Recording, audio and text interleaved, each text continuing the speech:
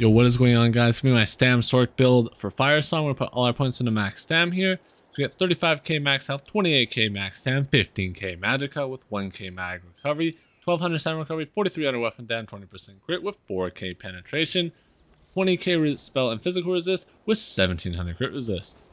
Our stats fully buffed up is 1600 Stam recovery, 6k weapon damage, 32% crit, 4k pen, and 30k physical and spell resist on both our front and back bar. For Amunus, I chose to run the Warrior here because I just want the most damage possible, and the Warrior allows us to do that. If you want some more sustain, you could go Serpent. It's totally up to you. Smoke Bear Haunch is the food of choice here. Druza Mithril is the purple version of this food, and it's a lot cheaper, so I definitely recommend getting that food instead. It does exactly what Smoke Bear Haunch does, it's just a lot cheaper. Vampire Sage 3, it's a must for all PvP builds. It gives you an insane amount of damage reduction while under 50% health, so it's a must-have. For the race, I am an Imperial. I chose to run Imperial because I just think they're an insane race. Gives you more max health, more max stamina, and gives you a nice amount of sustain. If you want some more damage, though, I recommend Auric or tankiness if you want Nord. Our crit percentages is 6% and 6% crit healing. Onto our sets here, we're running Balorgs, 2-piece here. I chose to run that because I just want the most damage once again. 1-piece Trainee. And then we're running Clever Alchemist on our back bar here. And then Way of the Fire on our front bar. And then we're running Mark and Ring of the Majesty here. This gives us 200 weapon and spell damage, 2000 armor. Very nice because that's exactly what we want for this build, and I really like to run this on this type of build.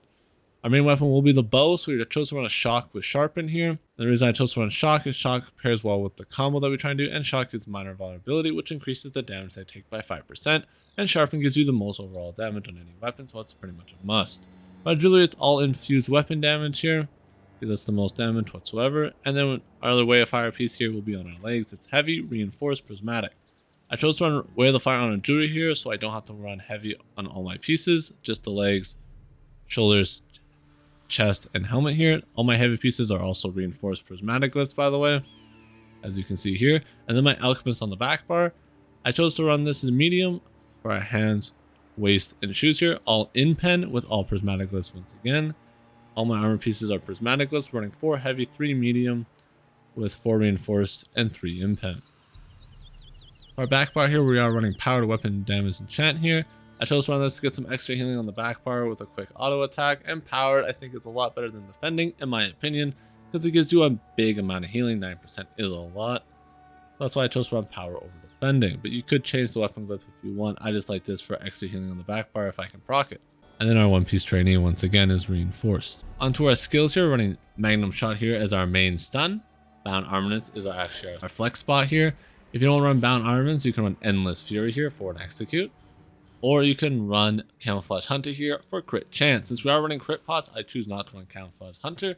But if I chose to run tripods, I would definitely go Camouflage Hunter here instead of Bound Armaments. It's just totally up to you if you want to run crit or tripods. Our Crystal Frag, massive damaging ability, can be procced off any of these abilities here.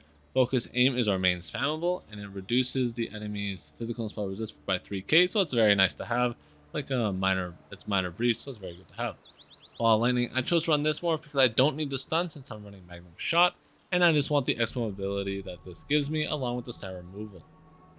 Ballista here, very strong, does over 10,000 damage a second, gives an insane amount of pressure, and allows you just to shred through people. Onto our back bar here, running Haunting Curse. Once again, another big damaging ability that can proc over time. Rally here, our main heal, or one of our main heals. Vigor, another heal. And Dark Deal, another heal. So these are our 3 healing and buffing abilities. Dark Deal is a staple of a Stam Sorc, so it's pretty much a must-have. Same with Vigor and Rallies, they're all very strong. And then Hurricane, your major and minor resolve, and it gives you movement speed, increase your movement speed by 15%, so this is also very strong. Temporal Guard, while Saudi, you gain minor protection by 5% on the back bar, so while you're on the back bar, you take 5% damage, and you go. And since this is where all the healing is done, it's very good to have the minor protection on the back bar, so it gives you an extra bit of tankiness while you're trying to survive. Onto our CP here, I chose to run Master at Arms, Deadly Aim. These apply to all our damaging abilities, so I chose to run these. Ironclad reduces our damage taken by 6% from direct damage. Very nice, and Sorc has no way or no access to damage reduction, so Ironclad is very good, and I think it's almost a must on the Sorc because it gives that extra bit of tankiness. Focus Mending increases our healing done with single target abilities by 10%. If you are wondering, this does apply to all our heals, Rally, Vigor, and Dark Deal. So that's why I chose to run that. Increases all our heals by 10%, which is very nice, especially since healing is lacking on a Stam Sword. I like to run that. Fortify for some extra damage reduction. Pain Refuge and Survival Instinct are both very strong since we have no way to cleanse negative effects. These will always be up, so you should always have these two CP passives. Damage reduction for every 2 negative effects on you goes up to 20%, very nice. And Sustained by Suffering increases your magicka, health, and stamina by 150 when there is a negative effect on you. Survival Instinct, whenever you have a status effect on you, your core combat skills cost 5% less, 25% total. This is very, very strong, gives you an insane amount of sustain, and is a pretty much a must-have. And for the green tree, I choose to run Gifted Rider, War Mount, Rationer, and Liquid Efficiency if you want to save some money here. And then get all your CP passives as you see fit. I'm going to show you our tooltips fully buffed up here. Our tooltips on our frag is 12k without the 66%. Our focus aim is 11.5k, and our magnum chop is 8300 with our ballista at 75k. Our vigor hits for 29k here. Dark deal 10k doesn't change, and rallies goes to 5700, goes up to 300%. All right, now the reason why, one of the main reasons I like to run shock list is because shock pairs well with Way of the Fire. As you see here, without Alchemist proc, Way of the Fire hits for 3300. With Alch proc, it can almost hit 4k, so this is a very nice bit of extra burst. And it pairs well with shock since they can both proc at the exact same time while your auto is hitting, while the focus aim hits. And since focus aim does take a second to hit, like this, you can usually get a magnum shot off before the focus aim hits or right at the same time, which allows for some nasty bit of burst combo. So the ideal combo is to put the curse on this auto attack until the frag is up. Once the frag is up, you hit the magnum into the frag there as the curse explodes, and you just do a bunch of burst damage while staying in range.